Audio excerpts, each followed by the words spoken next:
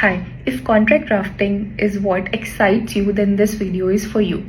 When we start our career, it is very common that we got haunted by such long contracts. But when you're used to it, you will trust me, you will fall in love with the contracts, vetting and preparing.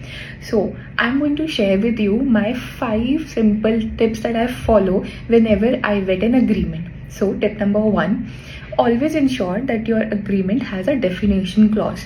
When you define material terms in your contract, it will ease out the references for both the parties.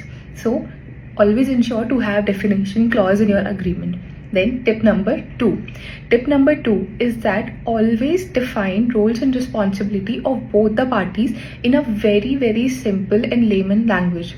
What happened that we always try to put the legal English and emphasize it on so much that the layman parties are not able to interpret the agreement in their own way.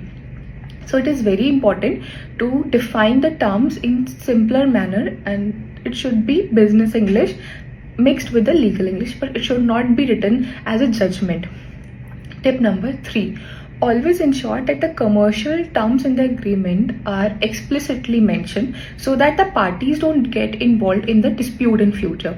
So if you are doing a service agreement, always ensure that the commercial terms between the vendor and the customer are clearly defined. The timelines, the invoice issuance timelines has to be defined in a very clear manner. Tip number 4, always ensure that you define the term and termination clause in the agreement, and always ensure that the consequences of termination of agreement should also be clearly defined. Tip number 5, but wait, you will not get the tip number 5 in this video, and you have to wait till the next reel to know the tip number 5.